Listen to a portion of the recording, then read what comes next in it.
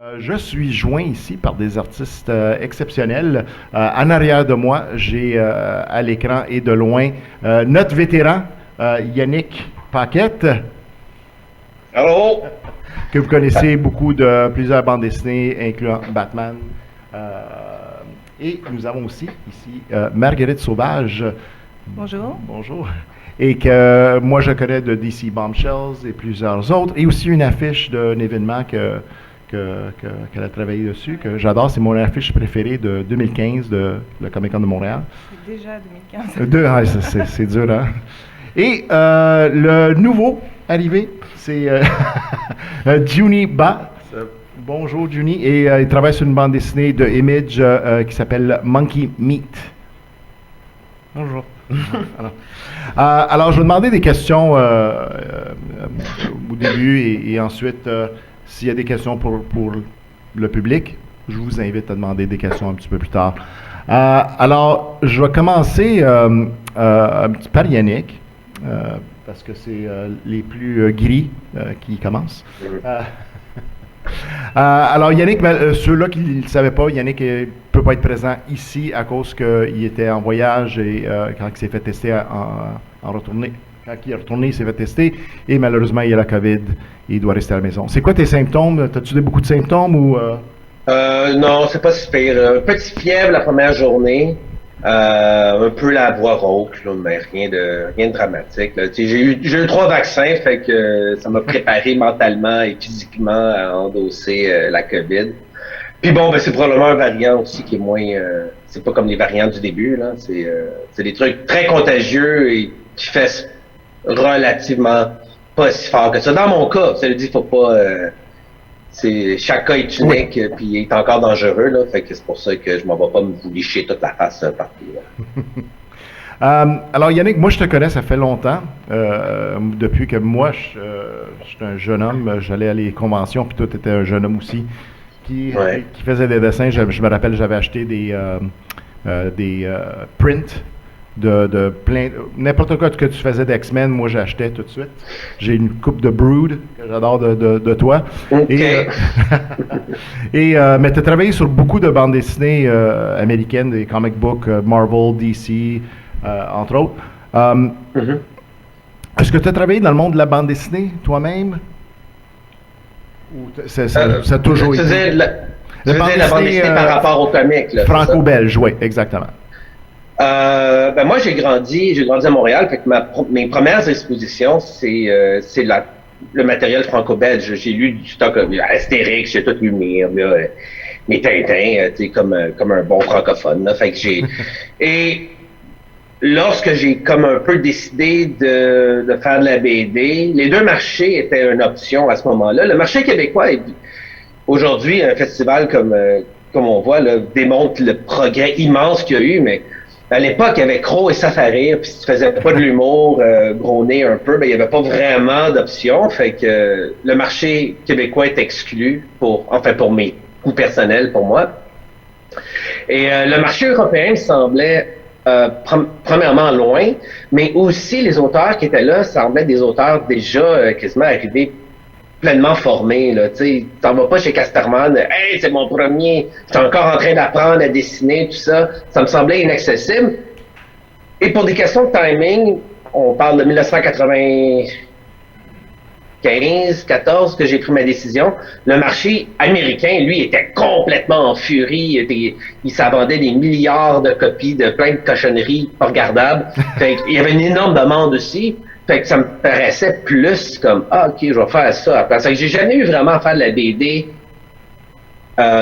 franco-belge. J'ai rentré très très jeune dans le monde des comics, puis ça a été ça toute ma carrière, jusqu'à en fait l'année passée où là je suis en train de dessiner Incal pour les humanoïdes associés. Donc ça serait comme ma première bande dessinée européenne. Oh, super. Félicitations. Merci. Marguerite, toi, tu as étudié à Paris. Oui. Et est-ce que, après tes études, c'était quoi le suivi? C'était quoi les prochaines étapes pour toi? Moi, j'ai eu une carrière en tant qu'illustratrice freelance. Ouais. Plus pour pas du tout la bande dessinée, la presse, la pub, l'édition, les magazines que vous trouvez dans vos kiosques, voilà. Et j'ai fait de la BD franco-belge, mais sous un autre nom. Ah oui? Madeleine Martin ou Maddy Martin. J'ai fait 2 albums chez Delcourt et 2 albums chez Casterman avec Véronique Cazot. Vous pouvez peut-être l'avoir connue parce qu'elle a fait Betty Boop avec Julie Rochelot. Et puis j'ai fait un album jeunesse chez Jungle aussi. Et après on s'est expatrié en Australie, et après on s'est expatrié au Canada. Et c'est à peu près à ce moment-là que j'ai commencé à travailler pour le comics. Et j'ai eu de la chance parce que j'ai assez vite fait des covers pour Marvel. Et après j'ai travaillé pour des séries pour Vertigo. Et à partir de là, j'étais rentrée en fait dans leur liste d'auteurs et j'ai eu du boulot non-stop et j'ai même pas continué l'illustration parce que je fais plus que du comics à plein temps, j'ai pas le temps de faire autre chose. C'est un beau problème à avoir. Oui, ça va, j'ai pas à me plaindre. Ah, c'est beau, merci. Et Juni, avec ta nouvelle série Monkey Meat, mais tu avais une autre BD avant, un autre comics. C'était quoi le titre encore de Jelia. Jelia. Et cette BD, c'est-tu plus BD ou c'est plus comics? Comment tu l'écrirais là? En fait, c'est là que c'est compliqué, c'est que j'ai pas de définition pour ce livre. En fait, j'ai pas de définition pour ce que je fais du tout court. Tout comme le fait que je publie ça aux États-Unis et plus circonstance qu'autre chose, il n'y a pas de... Comment dire, j'y suis allé plus parce que c'était un marché qui semblait ouvert, pas parce que je voulais particulièrement le faire aux États-Unis. Et le format est plus parce que ça se fait comme ça dans ma tête. En fait, il n'y a pas de logique de ça doit rentrer dans telle ligne éditoriale ou tel style de BD, parce que j'ai grandi avec un peu tout en même temps, sans grosse distinction. Et surtout quand on est petit, en fait, il y a ce truc de une BD, c'est une BD, et, que ce soit en noir et blanc ou en couleur, et que ce soit venu du Japon ou de France, il n'y a pas vraiment de grosses différences. Et du coup, voilà, j'ai pas ce genre de considération en tête quand je fais quand je fais mon travail. Et Yannick, est-ce que tu as noté, parce que tu as commencé les années 90, où il y avait quand même une grande séparation entre la bande dessinée et le comic book américain, mais veut pas, on a des, comme Juni mentionne, on a des comics dans nos vies, mais on a aussi le manga qui a pris encore beaucoup plus de place. Je pense que j'ai lu que en 2021, ça a dépassé les ventes de comic book américains aux États-Unis énormément. Tu sais, je pense que pour chaque livre comic book qu'ils vendent, ils en vendent 4 mangas aux États-Unis. Alors c'est énorme, peut-être plus. Est-ce que tu as noté dans les dernières années que ces mondes-là se réunissent plus ensemble, ou est-ce que tu vois un petit peu plus des gens qui essayent de garder le style franco-belge séparé, manga séparé, comic book séparé, ou tu vois plus un petit peu de tout? Ouais, non, mais c'est clair que maintenant, il y a la mondialisation culturelle. Probablement l'Internet aussi a aidé à faire que tout le monde s'inter-influence. Moi, quand j'ai commencé, il y avait des livres comme Drawing the Marvel Way, là, où il y avait comme vraiment un code de mâchoire carrée puis tout. Mais ce qu'on regarde, ce que DC et Marvel publient aujourd'hui, là, le spectrum stylistique est immense. Là. Il y a du monde qui font du manga, puis il y a des gens qui font du photoréaliste, puis il y a tout entre les deux. Là. C'est un monde artistiquement très ouvert, ce qui permet aussi, surtout chez Image, qu'il y a des créations qui sont non nationalistes, là, qui vont un peu partout. Quand je travaille, ça fait longtemps que je parle en Europe là, à cause de la COVID et tout ça, là, mais il y avait une résistance franco-belge jusqu'à tout récemment que non, la BD franco-belge c'est quelque chose, puis que c'est un peu de la saucisse qu'on fait aux États-Unis. Il y avait une espèce de hiérarchisation du style. Mais je pense que c'est les anciens qui tiennent à cette espèce de protection culturelle-là nationale, parce que honnêtement, moi, je suis en train de faire un cal. Est-ce que j'ai décidé de complètement changer mon langage par rapport à Batman? Il y a je suis baigne dans du Moebius à longueur de semaine, fait que probablement que ça ça transparaît un peu, mais c'est pas un choix actif de ah ben là, c'est sûr que j'ai pas le choix de devoir changer complètement ma façon de faire. Et il y a des artistes européens qui font des trucs aux États-Unis puis ils changent pas leur langage. Et honnêtement, cette séparation de style-là n'existe plus tant que ça. Et c'est une bonne chose parce que ça nous permet d'enrichir tous les milieux, en fait. Parfait, merci. Parce que moi, c'est ça, je regardais la bande dessinée de Juni plus tôt, puis c'était vraiment, tu sais, je pourrais pas dire les influences, mais ça semble un style à lui-même, que c'est pas, tu le regardes pas, tu te dis, oh ça c'est vraiment américain, oh ça c'est vraiment français, oh ça c'est vraiment du Japon, c'est vraiment, je dirais même pas un amalgame, mais c'est vraiment un style à soi-même. Puis on voit ça un petit peu partout. Même chose avec Marguerite, son style. On voit beaucoup ton style graphiste, illustrateur ouais, la backstory presse et mode et tout, et ça, c'est sûr. Qui ajoute un niveau qui est riche pour les yeux quand on regarde ça. Je voulais savoir, c'était quoi vos influences quand vous étiez jeune? C'est quoi qui vous a donné l'envie de dessiner quand vous étiez petit? Je vais commencer avec Marguerite. Ben moi, c'est Rumiko Takahashi. Rumiko Takahashi. Donc, c'est du manga, en fait. C'est pas évident. Explique-nous, c'est qui? Elle a fait Ranma, elle a fait L'Homme, Urusei Yatsura, qui va être rebooté, là, en série l'année prochaine. Donc, c'est bien, c'est pas has-been du tout. C'est 2022. 2023, oui. Et elle a eu le Grand Prix, je crois, pour sa carrière au Festival d'Angoulême, où elle était nominée, je sais plus. C'est une madame qui fait c'est des plus grosses autrices de manga qui a commencé dans les années 70. Ici, vous avez sûrement dû avoir Ranma, L'Homme. Qu'est-ce qu'elle a fait après Inuyasha, enfin bref. Et après, j'ai eu Moebius, donc je suis à la confluence de plein de choses. Mais un peu comme Yannick disait, je pense que la plupart des auteurs, ils ont des influences multiples, internationales, et on ne voit pas vraiment cette césure, mais je me souviens que quand j'étais ado et que je lisais des mangas, et puis à l'époque c'était vraiment très très niche, quoi, c'était pas publié, ni traduit, ni rien, et les Américains commençaient. Et puis on voit toute l'intelligentsia de la franco-belge disait que ils appelaient ça des japonaiseries. Et bon, c'est bon, là, maintenant c'est ce que lisent tous les ados, et c'est là où même nous on va se nourrir, parce qu'au niveau du storytelling c'est juste parfait, là, les scènes d'action c'est extraordinaire, puis il y a des artistes, puis c'est pareil, on dit toujours oh manga, gros yeux, mais il suffit d'ouvrir un manga, c'est tellement de styles différents, oui. Donc je pense que oui, c'est beaucoup plus perméable de nos jours, et tant mieux, et oui. Super. Voilà. Juni, tes influences quand tu étais jeune? Alors j'ai grandi avec beaucoup de mangas et animés des années 90. Ok. Et à côté de ça, ma BD la plus vieille, c'est Spirou. C'est Spirou? Ouais.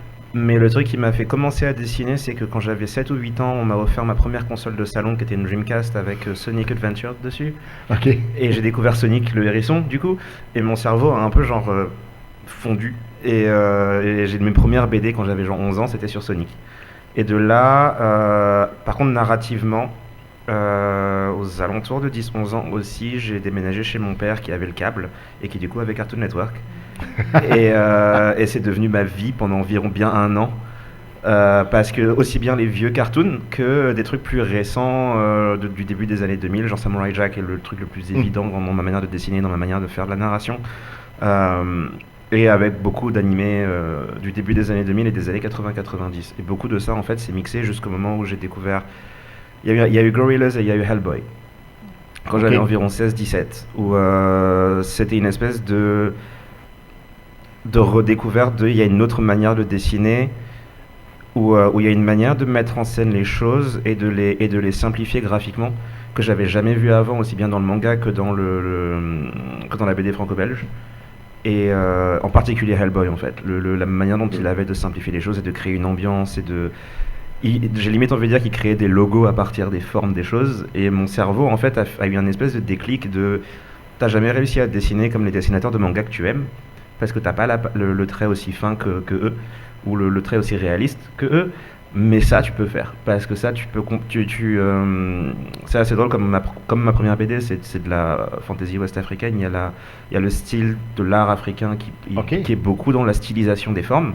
Et en fait, c'est assez drôle, mais il y a une espèce de filiation entre ça et Hellboy en termes de prendre un objet réel et le simplifier au maximum pour lui donner un truc graphique qui en fait a un impact visuel beaucoup plus fort.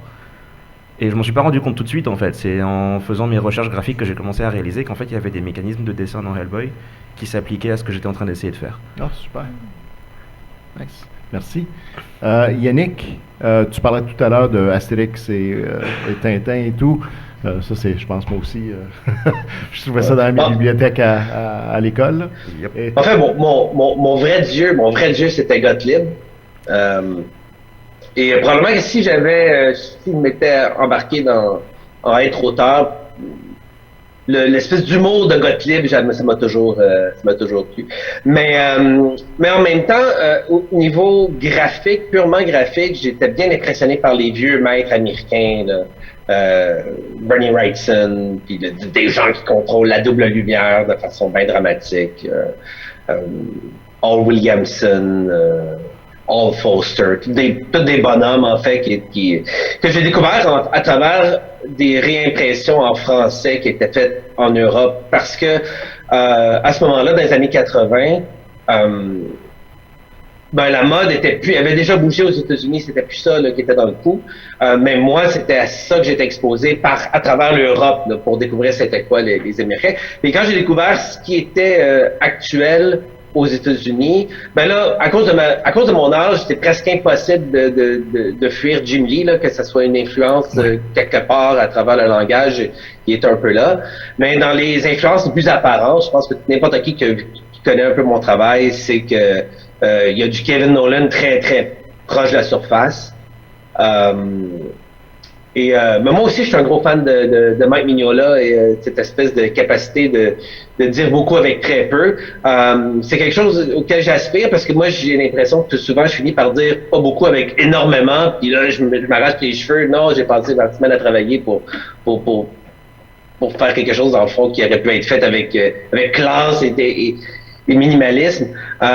Mais c'est une influence quand même au niveau, ne serait-ce que d'essayer de capturer du dynamisme avec une simplicité de la forme. Là. Alors, voilà. Est-ce que vous avez noté des grandes différences, que ce soit le style, mais plus le storytelling, plus la façon de dire l'histoire, comment une page termine? Est-ce que c'est vraiment différent un comic book, un manga ou une bande dessinée, ou vous avez trouvé plus de similarité? Marguerite, je vais commencer avec toi. C'est tough. Ou si tu veux y penser. C'est pas facile. En fait, j'aime pas faire de généralité parce que je trouve que... Ou peut-être des auteurs particuliers que vous avez notés qui ont fait une influence quelconque. Il y a tellement de noms. Je crois que je vais laisser les autres y répondre. Peut-être que ça va m'inspirer. Je vais tourner à Yannick, qui, je sais qu'il pense beaucoup à ça. C'est quoi les grandes différences du monde de BD, du monde de comic books? Je pour l'instant. Mais encore une fois, un peu comme Marguerite, à travers les époques, c'est sûr qu'on compare Tintin, qui c'est des cases qu'on regarde juste même en Europe directement, du Moebius plus spectaculaire, ou de la BD moderne européenne. C'est déjà, sans avoir à aller dans une autre culture, on voit qu'il y a une espèce de décalage, puis une évolution énorme. Pour être généraliste, il va falloir tellement être généraliste immense, peut-être que les Américains parfois pêchent par envie d'être plus spectaculaire, là, le double splash page est arrivé quand même tôt dans l'histoire des États-Unis, là, à la Jack Kirby, de genre un monde où c'est un immense monstre géant qui dépense 2 pages d'histoire parce que c'est un double splash page. Ça arrive beaucoup plus tard dans l'histoire européenne où on dépensait quand même 1 page pour raconter une histoire parce que c'était plus ça qui était mis à l'avant. Mais c'est même ça qui est une immense généralité est à peine vrai aujourd'hui, là. Super. Et Juni, toi, si tu veux ajouter quelque chose? Bizarrement, le premier truc auquel je pense, c'est la narration décompressée dans les comics américains. Narration décompressée? Décompressé, ouais. En gros, et ça n'a pas toujours été le cas, mais c'est le premier truc qui m'a sauté aux yeux quand j'ai commencé à en lire en 2013. Et du coup, c'était des comics qui venaient de sortir, principalement du Marvel. Mais ça s'applique plus ou moins à pas mal de séries indé aussi, où en fait, il y a ce truc comme il y a ce système de l'issue, et que c'est des séries qui doivent durer un certain temps. Ouais. Les issues sont pas forcément très chargées en termes d'histoire, en fait. Qui était le premier truc qui m'a sauté aux yeux, parce que je pense qu'en fait, ayant beaucoup lu de franco-belge ou de manga, le manga, pareil, ce système du chapitre par semaine ou par mois, mais il y avait un côté feuilleton plus efficace à mon avis, parce que le rythme de publication étant plus rapide, il n'y avait pas la frustration que j'ai commencé à avoir avec les comics américains j'ai lu le dernier numéro le mois dernier, j'ai déjà oublié ce qui s'est passé dedans, je suis en train de lire celui-là, il se passe pas grand-chose, et on attend de moi que je consomme 50, 60, 100 numéros d'une série, où au bout d'un moment je commence un peu à oublier ce qui s'est passé, et c'est un truc que je retrouvais pas forcément ailleurs, et qui m'a pas mal perturbé, parce que les plus vieux comics américains avaient tendance à être une histoire dans un numéro, et un truc un peu plus complet. Ok. Voilà. C'est super intéressant, en fait, parce que c'est vrai ce que Johnny dit. Quand j'étais jeune, un numéro de Spider-Man, ça introduisait un méchant, il se battait, puis à la fin, on savait s'il gagnait ou pas. C'est une espèce de self-content dans un mois. T'sais. Puis à travers ça, il y avait une espèce de backstory qui s'étiolait pendant plusieurs semaines, plusieurs mois, peut-être même un an, puis qui avait comme une histoire plus impliquante à long terme. Mais l'histoire était quand même fonctionnelle en un numéro. Je pense que ce qui s'est passé, c'est que la bande dessinée américaine, au moins les auteurs, puis je pense à des gens avec lesquels j'ai travaillé, comme Scott Snyder, qui est très, très décompressé, là. Son style peut être intéressant, mais n'est pas vraiment adapté au format comique traditionnel, là, du mensuel de 22 pages. Et dans bien des cas, moi, je lis même pas ces trucs-là. Là. J'attends que premièrement, je vais être honnête, je lis pas tant de comics que ça.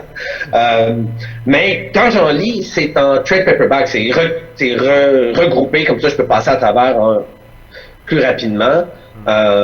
Mais du mensuel, là, c'est difficile. Là. Même ce que j'ai fait avec Grant Morrison, Wonder Woman Earth One est sorti une fois aux 3 ans. Qui peut lire ça, cette forme-là? Là? Même moi, c'est inacceptable. Là. Fait qu'il faut attendre les 6 ans, puis après ça, le lire en une soirée pour que ça ait un peu de sens. Fait que c'est comme si le format avait pas suivi l'évolution de la narration aux États-Unis. Oui, ça, je suis d'accord. Ça, c'était un bon changement quand on a commencé, de mon opinion, quand ils ont commencé à étendre les histoires à 6 numéros, 12 numéros, quoi que ce soit, pour que... Mais le problème, que quand je suis devenu plus vieux, puis j'ai de la misère à me rappeler ce qui se passait le mois passé, avec toutes les BD que je lisais. C'est quoi j'allais dire? Excuse-moi, j'ai de la misère. Est-ce que vous trouvez qu'il y a une différence dans le public, la manière qui absorbe ces histoires-là? Est-ce que vous trouvez que c'est facile vendre, on va dire, à un Américain ou un Canadien une histoire style franco-belge et même chose, une bande dessinée américaine à un Français? Est-ce que y a-tu parce que moi je note des fois il y a un petit peu de snobisme, si vous voulez, dans les deux côtés, les deux champs. Est-ce que vous avez trouvé qu'il y a plus d'ouverture récemment, ou est-ce que ça c'est ceux qui sont plus des gatekeepers, ils sont plus levés? C'est plus une question de génération qu'une question de... Moi, je le sens plus comme une question de génération. Pour avoir fait des Comic-Con à Paris, où je me suis dit, oh là là, je suis dans le pays où les gens dédicacent pour rien, et au final, il n'y avait aucun problème. Enfin, c'est un détail, hein, c'est un exemple. Mais j'ai quand même fait une commission price, des commissions payantes, mode américaine, là. Et il n'y avait aucun problème de la part du public français parisien pour payer les commissions. Okay. Et là, je me suis dit, il y a peut-être un retard de la part de l'industrie au final. Peut-être aussi franco-belge, parce qu'on sait que les artistes font de la BD franco-belge sont quand même assez précaires. Enfin, je ne sais pas si vous suivez un peu l'actualité. Ça s'applique aussi, je pense, au marché québécois, parce que c'est quand même un boulot qui n'est pas bien payé puis qui demande beaucoup de travail. Oui.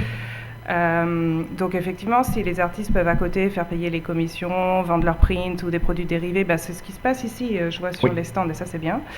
Et là je me suis dit, au final, le public est peut-être plus prêt au changement que les pontes de l'industrie pensent. Je ne sais pas si ça fait sens ce que je dis, c'est un détail sur les commissions, mais et du coup je pense que ça peut s'appliquer à d'autres aspects du storytelling, de la manière de diffuser, peut-être du côté intersectionnel, enfin plein de choses comme ça. Ouais. Voilà. Non, c'est bien. Merci.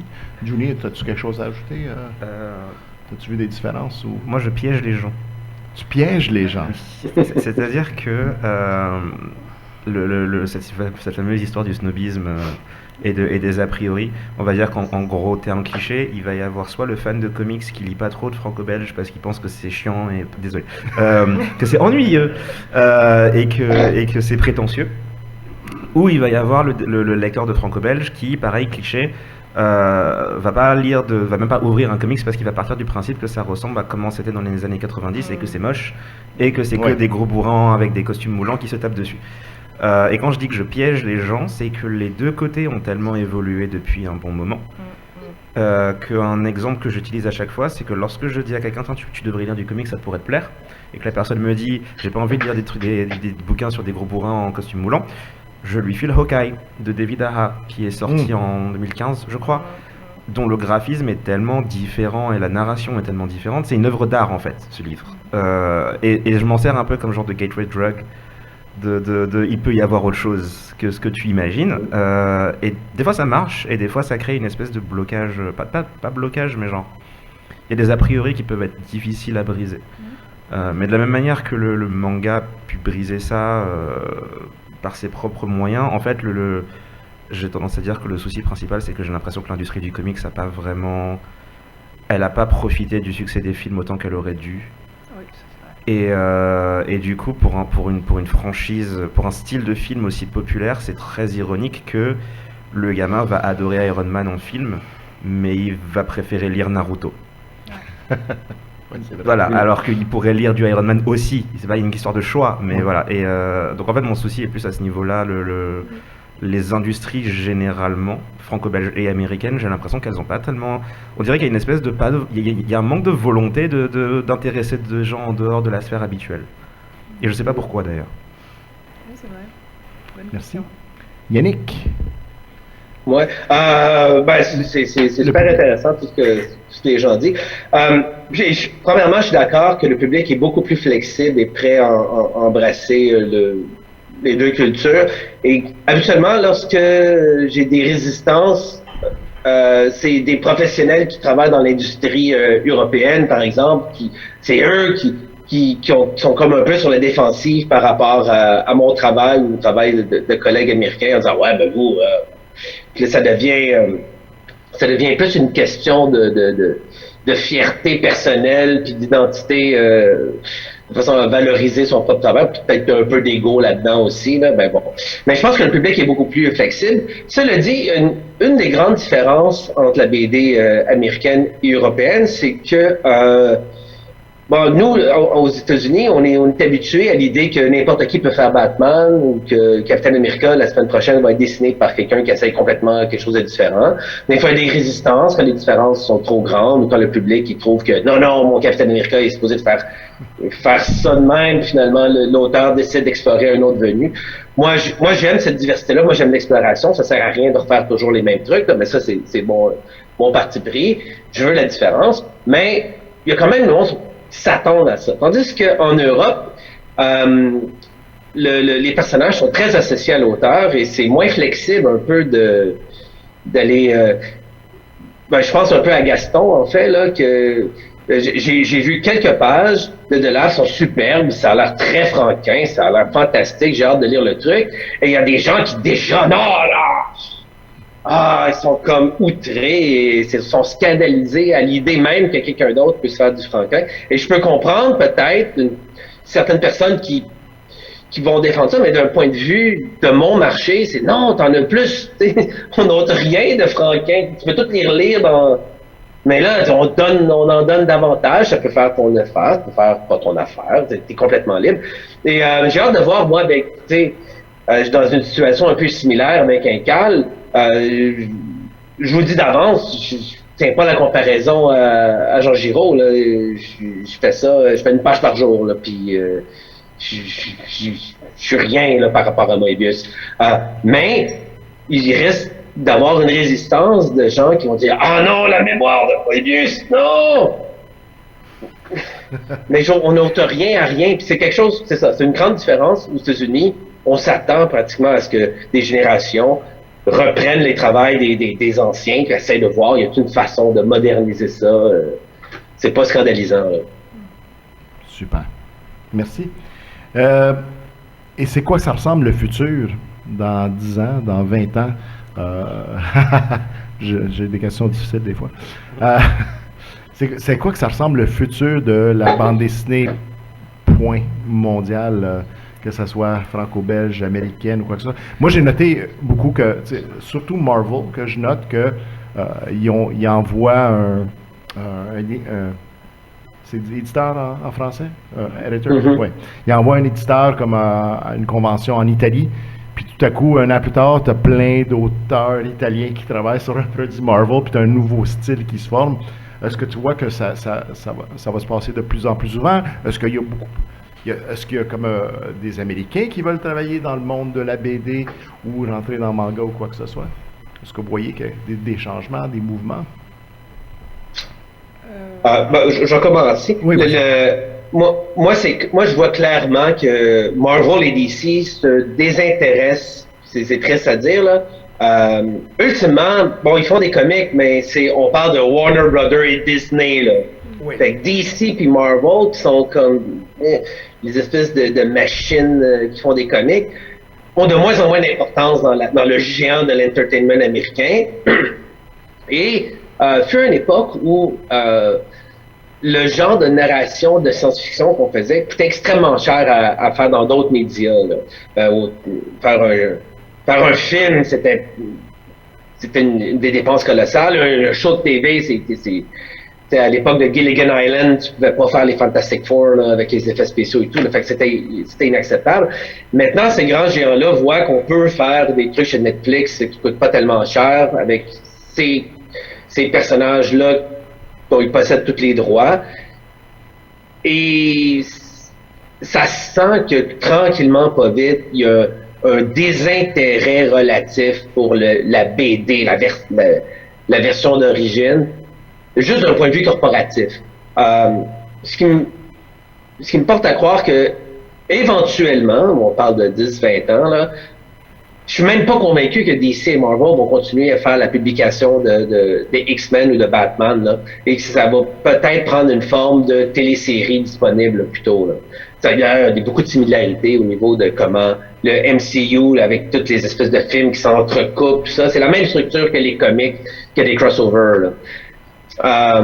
Moi, je m'attends à ce que ça devienne, les deux gros majors américains deviennent d'autres choses que des comics publiés papier, ce qui, en contrepartie, va ouvrir la porte à un marché indépendant qui est, en partant, plus diversifié, plus intéressant aussi. Et on voit déjà cette transition-là. Là. Il y a plein de nouvelles affaires qui arrivent dans le monde du comic. Moi, quand j'ai commencé, il y avait Marvel, DC. Si tu voulais des affaires hautes, ben là, il fallait que tu aies Kitchen Sink ou des affaires extrêmement underground ou des trucs de Julie Ducel, des affaires vraiment, c'est ça, plus underground. Mais là, il y a comme un mainstream qui existe, qui est pas de l'underground et qui à travers Boom, en fait, publie des trucs, Image en publie évidemment beaucoup. Et j'ai l'impression que ça, c'est appelé à remplacer la BD américaine traditionnelle qui était jusqu'à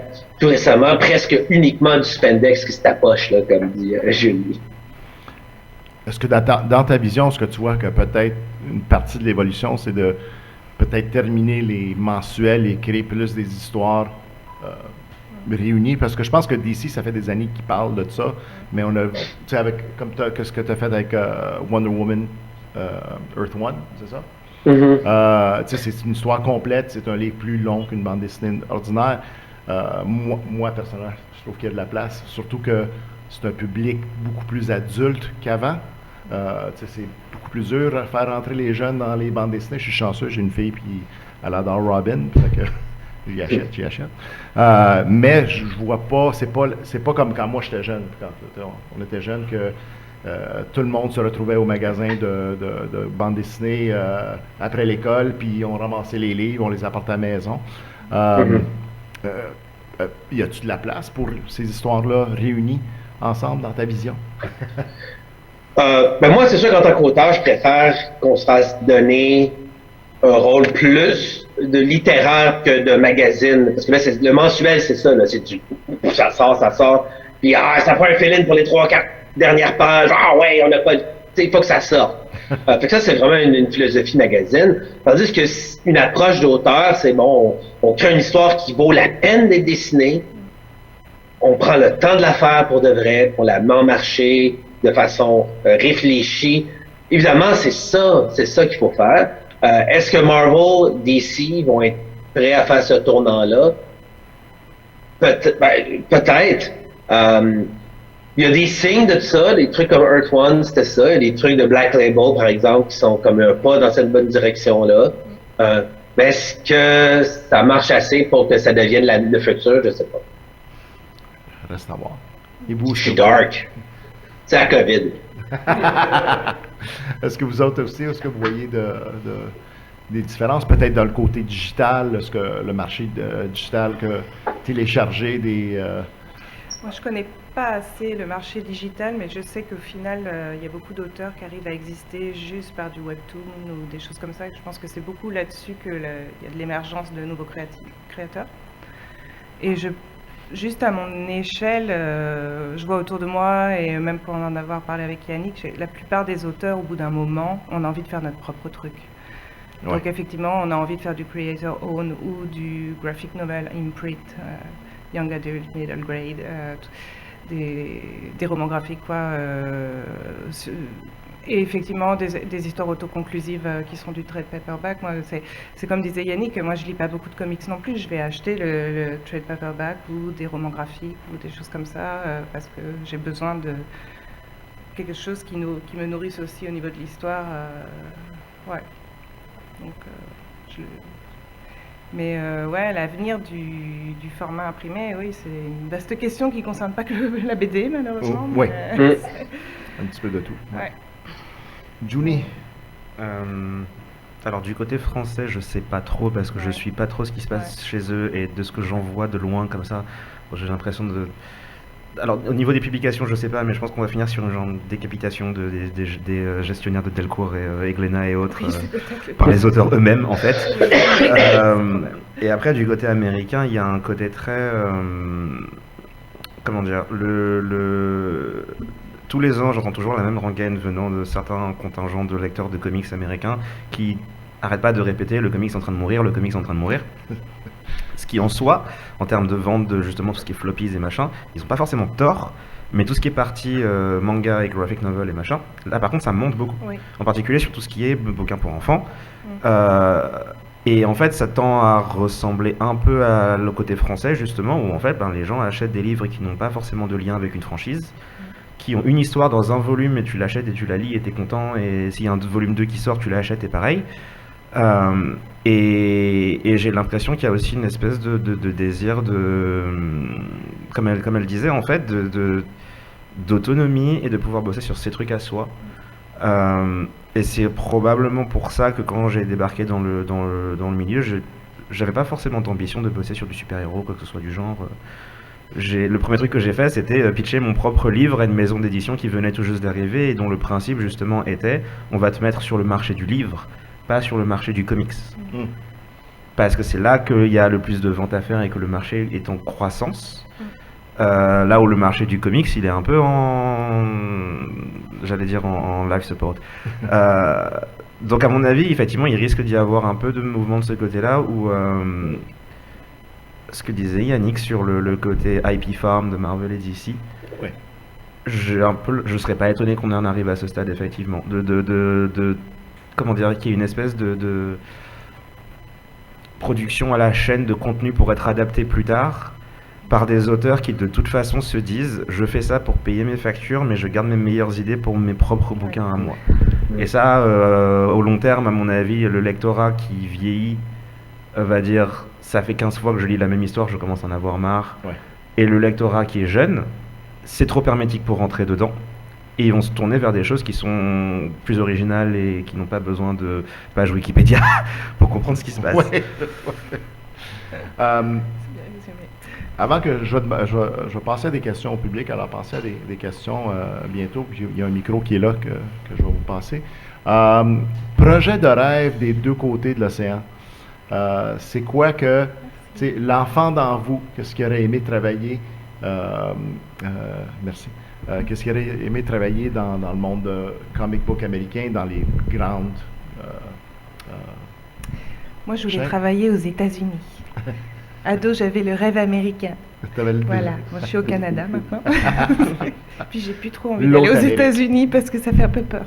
Mais y avait-tu un projet comme tel, y avait-tu un personnage, un titre que tu voulais travailler avec, ou peut-être même une personne, un auteur? Non, je crois que j'avais juste envie de raconter mes histoires.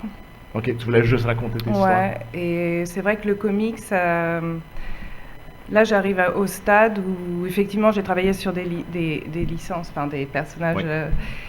existants. J'ai de la chance parce qu'en tant qu'autrice, arrivée en 2012, j'ai quand même travaillé sur des titres intéressants qui je trouvais avaient apporté plus que juste une histoire, des reboots de... Enfin bref. Mais là j'ai envie de faire mes trucs à moi et c'est ce que je suis en train de faire, quoi. Mais Johnny, il est déjà dedans, ça c'est bien. Ouais, Jimmy il commence avec ses Ouais, propres histoires. ça, c'est Mais est-ce que tu voulais travailler dans quelque chose chez Delcourt, quelque chose chez Marvel? Alors, du côté français, j'ai plus ou moins il y a Spirou que j'aime beaucoup. Et je me dis pourquoi pas. Mais en fait, c'est pas tellement nécessairement une question de personnage, c'est surtout une question de qu'est-ce que je pourrais faire d'intéressant avec. Parce que par exemple, j'adore Thor, j'adorerais bosser sur Thor, mais je suis pas sûr que je ferais quelque chose de très intéressant avec. Ou alors il faudrait que ce soit quelque chose de très différent, et là pour le coup, je suis pas sûr que Marvel me laisse. Non, mais on va dire si te laisserait, tu sais, si tu aurais la chance de faire. Alors, au top de la liste, j'avais les Tortues Ninja, et c'est fait. Et du coup, Oui, c'est vrai. voilà. Et du côté de Marvel, il y avait Black Panther, sur qui j'avais des idées.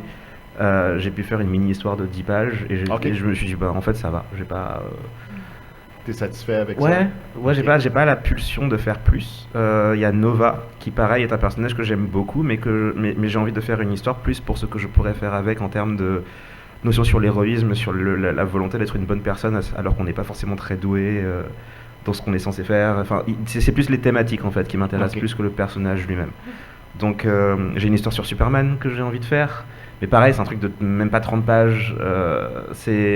Je suis plus intéressé par l'histoire que par les personnages, et du coup ça m'arrive très souvent d'avoir une idée pour un personnage qui existe déjà, et de me rendre compte que déjà je pourrais pas le publier parce que la structure éditoriale de ces compagnies ne marche pas avec ce que je veux faire, et je me dis en fait je peux faire mon propre truc, je change le personnage par un que j'invente, et du coup voilà, en fait c'est ça le truc, c'est que genre j'ai limite envie de dire que les personnages sous licence deviennent un peu obsolètes, parce que ce qui compte le plus c'est l'histoire, c'est pas tellement Mais c'est vrai qu'ils font des systèmes d'anthologie, là, par exemple DC, et tu as plein d'histoires de 10 pages où ils prennent des gens de la scène underground, et c'est hyper intéressant, qui rebootent sur des personnages, il y a eu Superman, Wonder Woman, Harley Quinn, et ça c'est vachement bien, quoi. Parce que ça permet d'écrire et de faire des trucs complètement qui sortent du lot, qu'on n'a jamais vu. Ouais, ça c'est vrai que c'est le fun de DC, ils font souvent ça, des Elseworlds ou quoi que ce soit, tu comptes ta propre histoire, c'est intéressant. Yannick, tu as travaillé déjà sur beaucoup de choses. Ouais, ben là, moi, je suis rendu à la retraite, fait que c'est... non, je sais pas, peut-être un auteur que tu veux travailler avec, absolument. Parce que tu as travaillé quand même avec des grands auteurs. Ouais, j'ai quand même été pas pire chanceux à date. Chanceux. J'ai Talentueux. travaillé avec Alan Moore, Grant Morrison, Scott Snyder, peut-être Neil Gaiman éventuellement. Neil Gaiman, oui, absolument. Ouais, fait partie de la liste. Sinon, je pense que j'arrive à une période de redéfinition de moi-même où, après ma mort, j'ai pas vraiment envie de travailler sur rien du tout. Ce qui est peut-être une bonne idée de quelque chose d'intéressant où je vais pouvoir essayer de faire plus une découverte de moi-même. J'ai l'impression que peut-être que ça serait quelque chose de très personnel les prochaines. Si je m'embarque dans quelque chose à long terme, c'est mon calendrier de commandes, c'est des couvertures pendant 2 ans encore. Fait que j'ai énormément de travail, je vais être débordé, mais après un cal, des projets dans lesquels je m'investirais énormément, il n'y a aucun personnage, j'ai l'impression, qui réussira à me faire lever mon lit, là. Mais c'est la COVID encore qui parle, là, qui est genre, juste aller coucher, c'est ça le but de la vie. On se reparle dans 1 an quand que les choses... Ouais, peut-être que ça va aller mieux. OK, alors j'invite le public ici à prendre la parole. Je ne sais pas si vous voulez que j'apporte le micro, mais il y a une place ici où vous pouvez dire à haute voix, puis je vais essayer de répéter la question pour s'il y a des gens qui sont en ligne aussi. Oui? Vous qui êtes des BDistes dans le domaine, quel conseil auriez-vous pour jeunes BDistes, disons de 9 ans, qui capotent sur des BD comme les Sisters, les Légendaires, Mortadelle, puis qui rédigent elles-mêmes déjà ses propres BD de 40-50 pages, puis qu'elles voudraient faire ça comme carrière? Qu'est-ce que vous donnerez comme conseil afin d'aller dans cette direction? Alors, je répète pour la caméra. Alors, quel avis qu'on a pour de jeunes artistes qui travaillent déjà à créer des longues histoires de 40-50 pages, c'est beaucoup. Comment commencer, où se diriger? Alors, moi, je sais pas, je suis autodidacte, alors je ne sais pas si je conseillerais de faire une école d'art, mais bon, je pense que c'est toujours mieux quand même. Et puis d'exister sur les réseaux sociaux. C'est pragmatique comme réponse, mais c'est un peu comme ça que ça marche en ce moment. Ouais, j'ai cette impression-là aussi. Moi, quand j'ai commencé, ça n'existait pas l'Internet, là. J'ai cet âge vénérable, là, où pour avoir du travail, il fallait vraiment que ce soit un éditeur qui donne cette espèce de visibilité-là. J'ai déjà photocopié et broché des trucs ensemble et vendu des trucs à mes amis, mais maintenant, l'Internet me semble être vraiment la voie, surtout si on a de quoi à dire sur 50 pages déjà fait. C'est vraiment du webcomic, puis essayer d'amener des gens là et créer un peu d'engouement pour le produit. Puis j'ai vu déjà les histoires où bon le webcomic devient tellement intéressant qu'ils ont fait une version imprimée, puis après ça devient l'effet boule de neige à partir de ce moment-là. Mais le format initial, c'est vraiment le web. Merci. Juni? Alors effectivement, sans Internet, je ne ferais pas mon travail. Sur Internet, sans Internet, je ne ferais pas mon travail. Okay. Le premier livre que j'ai signé, c'est parce que je postais déjà des trucs sur Internet et que ça attirait l'œil de l'éditeur en question. Et sans ça, j'aurais envoyé mon offre, il m'aurait dit non, parce qu'il ne me connaissait pas. Après, au-delà de ça, le principal conseil que j'ai tendance à donner, c'est essayer de s'intéresser à énormément de choses en dehors de la BD. Oui, c'est vrai.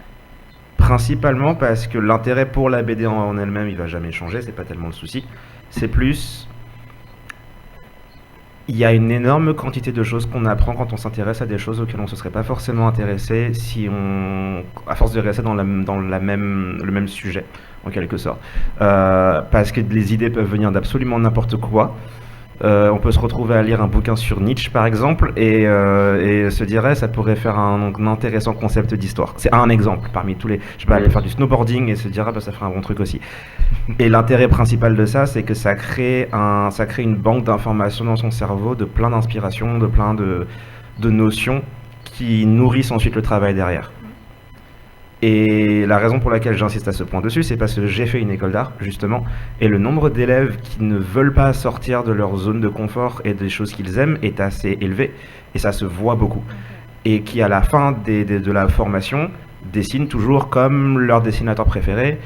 Et le problème n'est pas tant ça, tout le monde commence toujours avec un style qui ressemble à son dessinateur préféré, moi y compris. Le problème, c'est quels sont les efforts faits pour essayer de sortir de ça et découvrir d'autres choses, et se nourrir de choses qui n'ont rien à voir pour éviter justement de stagner. Et c'est aussi ça qui derrière, en termes de, pour rester dans le pragmatique, essayer de trouver du taf, c'est aussi ça qui aide. C'est qu'est-ce qui va te démarquer du reste, qu'est-ce qui fait que tu vas débarquer avec quelque chose que les autres gens n'auraient pas forcément pensé à faire. Ça a plus de chances d'arriver quand tu t'es tourné vers des sujets qui sont pas forcément les plus évidents, notamment dans des sphères comme la BD, où comment dire, les sujets de prédilection des gens qui lisent et font et consomment généralement tout ce qui est un peu nerd culture sont assez les mêmes.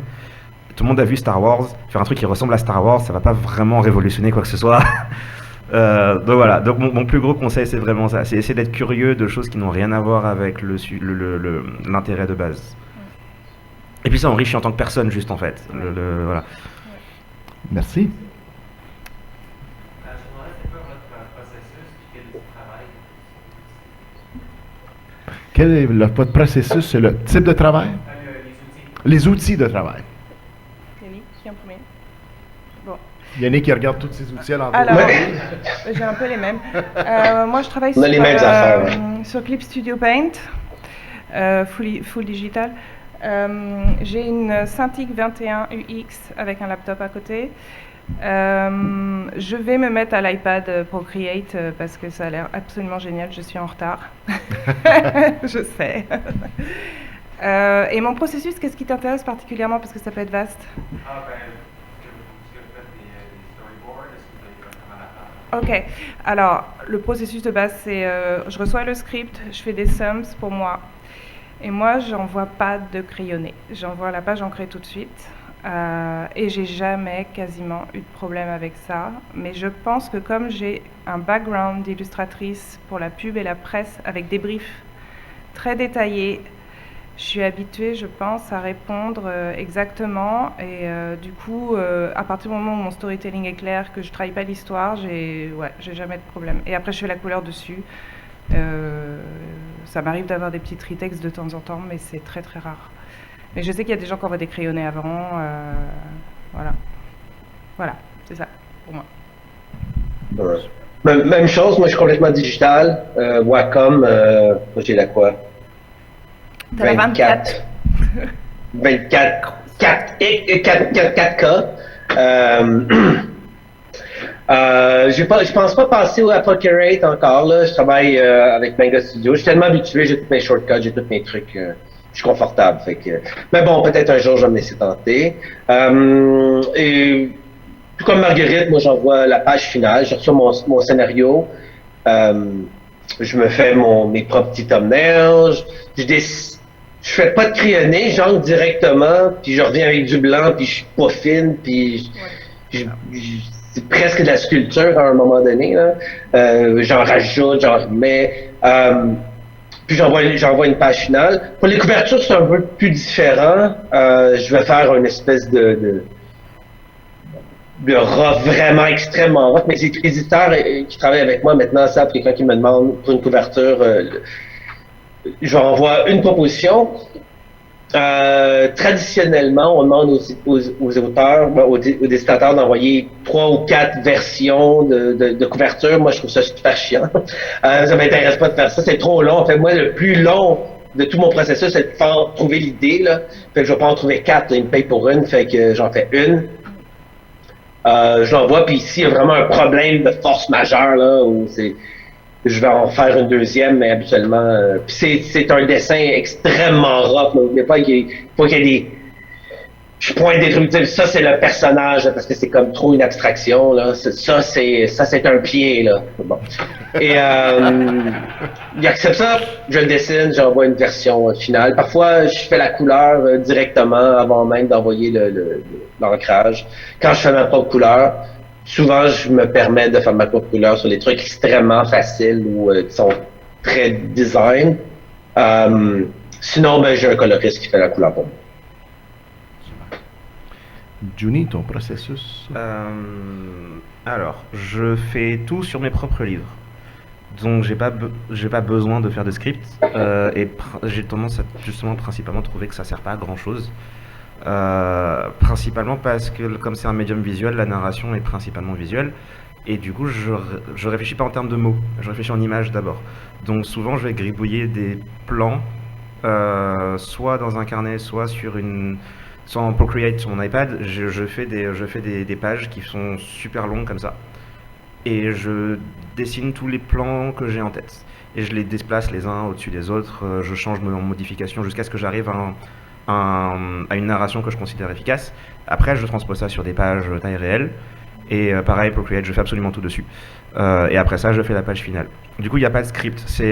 Tout est fait par gribouillage jusqu'à nettoyage et page finale à la fin. Et après, le reste, le lettrage, je le fais sur...